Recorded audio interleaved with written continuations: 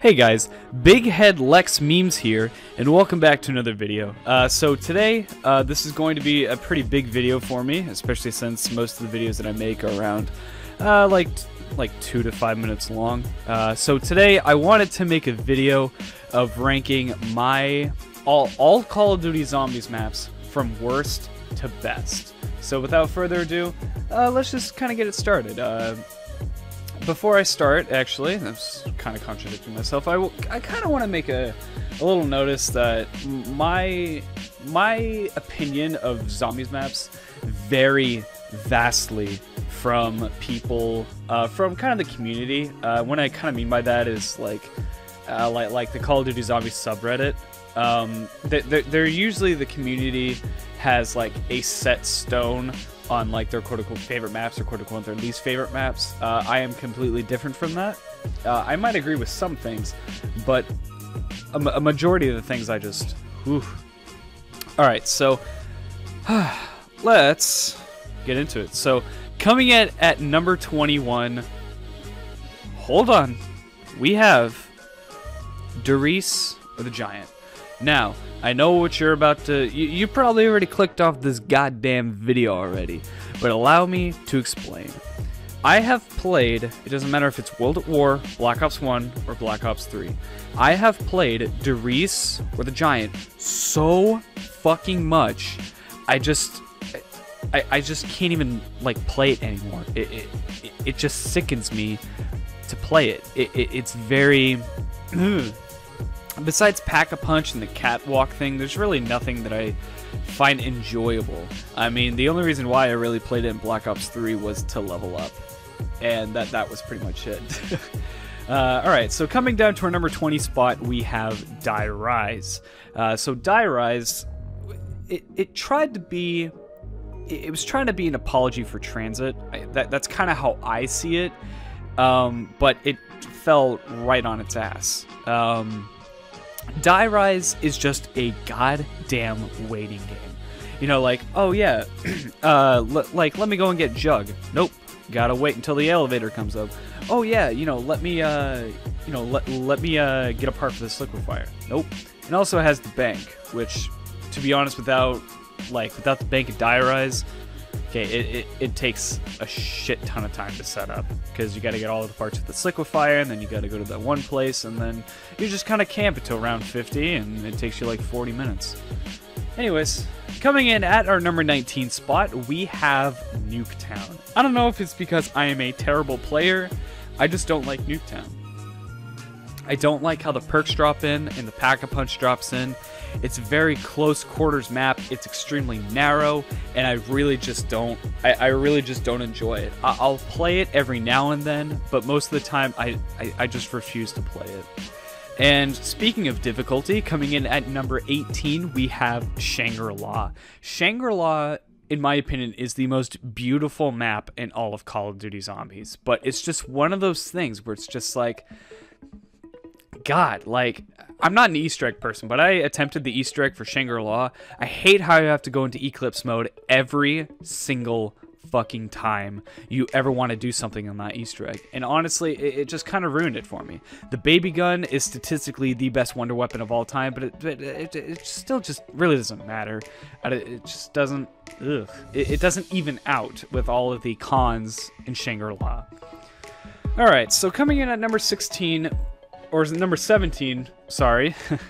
You know what? Let's just do both. Fuck it. Number 17 and number 16, we have Shinonuma and Verrückt. So now we're starting to get into kind of the World of War maps. Shinonuma and Verrückt. Verrückt was the first ever map to introduce perks, and Shinonuma, I know, kind of has a place in the community's heart for the highest rounds. You know, just go on Shinonuma and World of War, get a Wonder Waff, and you can get to like round 7,000. I think that was like the highest round in Zombies ever. It's like 7,200 or something like that. It's something fucking crazy. But I just never. They're just kind of bare bones maps. There are definitely maps that are way better. Obviously, there is, 16 more that are better than at least both of these. So coming in at number 15, we have Ascension. So now we're starting to get like into the more nitty-gritty, like fan favorite kind of stuff. Ascension is extremely easy. That's kind of one of the things that I like about it. But if I'm gonna play Ascension, I'm not gonna play it with perks, because I hate dealing with monkeys. And especially if you're going solo, and let's say, you know, you have like 5 or 4 perks, right? You have like Jug, Quick Revive, Stamina up, and like, okay, if you're playing on Black Ops 1, you have PhD, right? It's not... There is no possible way that you're gonna defend all of your perks. There's no way. So that's why you go in 4-player, you all get the same perks, and then one of you are assigned to a certain perk. The Easter egg is alright. I just... whatever. I'm not really a man of Easter eggs. I think one of the only... I think Ascension is actually one of the only ones that I've ever completed, and that was a long time ago. But, yeah. Again, just... I don't really enjoy it. I like the scene of it and all that kind of stuff, but it just kind of falls flat. And more controversial, coming in at number 14, we have Kino der Toten. So Kino, I hate the Nova Crawlers. Kino is a very solid map, but it just... ugh. There are a lot of things that I can complain about Kino about. And a majority of it is just kind of the Nova Crawlers, and a lot of people really like Kino der Toten, but I just never really got into it. I've done a couple practice runs on my channel, but I've never really thoroughly enjoyed Kino der Toten. And so coming in at number 13, we have the last World of War map on this list. We have Nacht der Toten. So the reason why I have this so high on this list is basically because it's kind of the first map in Call of Duty, in Call of Duty Zombies at least. But yeah, you know, it's very bare bones. There's no pack-up punch, there's no perks. But I guess that's kind of why, you know, I guess that's kind of why I like it. I don't like a huge challenge. Like, I won't play Noct every single day and try to get to a high round.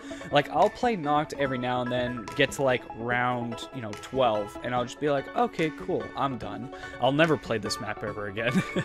But, yeah, basically, it's just kind of like, it's the one that started them all. And I feel like if I put it really low on the list, then it really wouldn't get the spotlight that it deserved.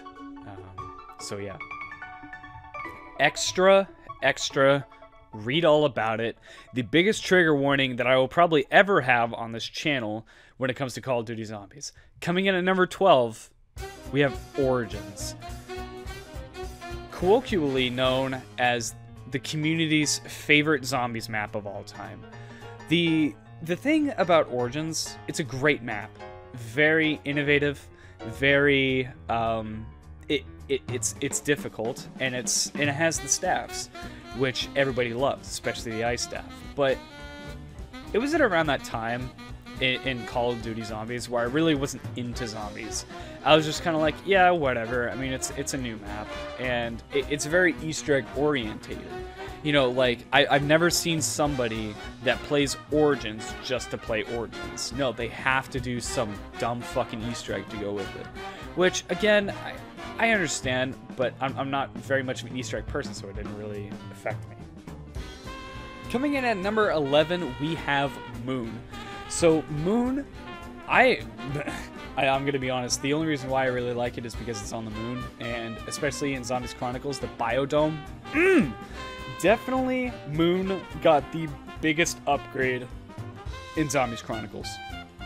Without a doubt in my mind. Yeah. So, coming in at number 10, we have Zetsubo no Shima, the first of the Black Ops 3 maps. I'm just going to be straight up honest with everybody here. Zetsubo, I feel like Zetsubo's a good map. It's glitchy and has some game-breaking bugs. But if they fix that, I honestly feel like Zetsubo no Shima would be a pretty good map. And that's really all I have to say about it. Speaking of Black Ops 3 maps, coming in at number 9, we have Revelations. So Revelations, it's not a new map. Yeah, it collides like everybody's favorite maps from back in the day, from the previous games, and stuff like that, but it's just like, whatever. if I had a choice between, like, oh yeah, you know, would you rather have like a map that has all your favorites in it, or would you have a new map? I'd rather have a new map, to be completely honest with you. And I'm not saying that Zombies Chronicles is a bad thing. In fact, Zombies Chronicles was a fantastic thing.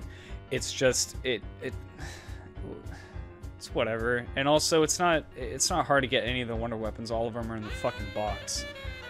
But yeah.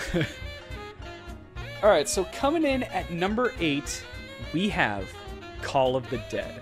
Call of the Dead is the first Call of Duty Zombies map to introduce real-life characters into the game.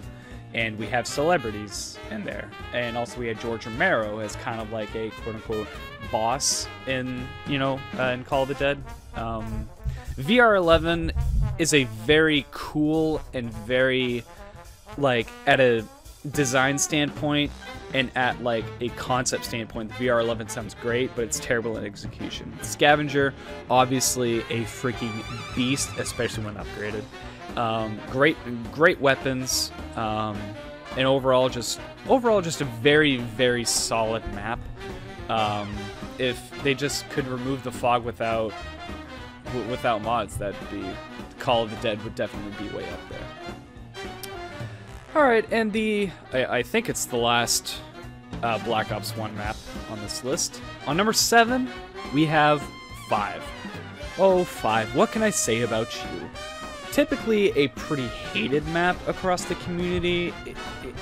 It falls flat because you run out of ammo a lot. There's good guns in the box. The Pentagon Thief, once you have a ray gun, is not really that much of a problem, and in fact it gives you the best power-up or the best drop in the game, or like ever in Call of Duty Zombies, the bonfire sale, which is just absolutely insane. And honestly, I don't really get why this map gets a lot of hate. It's just whatever. I find 5 a very, very good map, and if you ever want to get good at training, then I would do 5. 5 or Nuketown, but obviously I would prefer 5. Now, the dreaded moment you've all been waiting for. Coming in at number 6, we have Transit. Trust me when I say this, I don't like Transit, I don't like the Easter egg, I don't like anything. But people like to think, oh yeah, it's a bad map because it's a bad Easter egg. You know, a lot of the things, it's just a clusterfuck, and I totally agree. But it's one of those maps where you don't play all the time. It's kind of like Knock. It's one of those maps where you just kind of play, you have fun, you can fuck over your friends, and you can go back to it in the next month or two. If you play it in the standpoint where it's you know, kind of where you're not taking it very seriously, Transit is a very fun map, and that's why it's number 6. Now, on to the top 5s. At number 5, we have Mob of the Dead. Mob of the Dead. All right, so you know, fuck it. You know what I'm gonna do? I'm gonna do 5, 4, and 3 all at the same time because they all are here for pretty much the same reasons. So, number 5 is Mob of the Dead, number 4 is Buried, and number 3 is Shadows of Evil. So, the reason why these 3 are only here is because of innovation. You want to talk about innovation in Call of Duty Zombies, you look at these 3 maps. Mob of the Dead, Afterlife. Buried, you have Leroy, or Arthur. You have, you know, the chalk with the wall buys, Shadows. You have so many things that you can't even fucking count. You have Parasites, you have Margwas, you have Beast Mode, all this sort of shit, and it's just amazing. Coming in at our number 2 spot, we have Gorod Krovi. What can I say about Gorod Krovi? It is the sort of the finale of Black Ops 3, as it is the final 1.0 character that the original, or the 4 main characters have to go and search for. And you got a dragon, and you can ride the dragon to get to the different parts of the map, and honestly, it's just fucking amazing. brought back the PPSH, has the Mark III, has a lot of new melee weapons and a lot of new DLC weapons. I know Zetsubo Noshima was kind of the one that started that with the Marshall 16s, but Garad Krovi had the PPSH, we had the NX Shadow Claws, we had the FFAR, and overall, this map is just fucking fantastic. This is also one of the only Easter eggs that I've ever completed, and it's just fun. It's difficult, but it's fun. And finally, coming at our number 1 spot, we have Der Eisendrache. Der Eisendrache, in my opinion, is the star of Call of Duty Zombies. If you ever want to play a map, play Der Eisendrache. It has the bows, which I find better than the staffs. We have a fantastic Easter egg. You blow up the frickin' moon. And yes, I know in Moon you blow up the Earth, but let's be honest here, Der Eisendrache's Easter egg is way easier. And also, Der Eisendrache is the first map to actually introduce a legitimate boss fight. So, and honestly, I could go on and on and on about Der Eisendrache, but I think you get the point. And Der Eisendrache is just such a perfect map, and that is why it is at my number 1 spot. So that's going to be it for this video. Thank you guys so much for watching. I actually put a lot of effort into this video, yeah, this was typically going to be like some other video that was going to be like 5 minutes long, and I was like, fuck it, I'm going to make a pretty long video and I'm going to put a lot of thought into it, because I usually don't. So yeah, anyways, thank you guys so much for watching. I know it's been a week, but I have more on the way, and I will see you guys later. See you guys.